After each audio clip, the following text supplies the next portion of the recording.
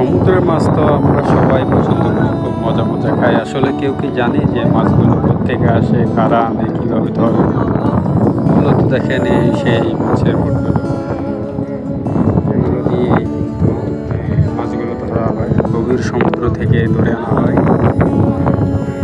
তারপরে এখন মাছ নিয়ে এসে তারা ঘাটে বেঁধে রাখছে। আর একটা জিনিস দেখায়, যেটা হচ্ছে এই যে তারা মাঠে পারে বোটগুলো রেখে, এগুলোকে বোট বলে, আসলে বোটগুলো রেখে এই যে তারা এখন জাল জাল যেগুলো ছিঁড়ছে, নষ্ট হয়েছে, ওগুলোকে ঠিক করতেছে। আসলে মূলত এগুলোকে ঠিক করে তারা আবার বের হবে মাছ ধরার উদ্দেশ্যে।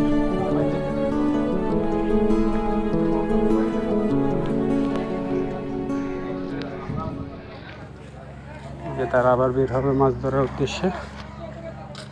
তো কমপ্লিট করে আসলে বাজার নিয়ে তারপরে তারা আবার চলে যাবে গভীর সমুদ্র সৈকতে।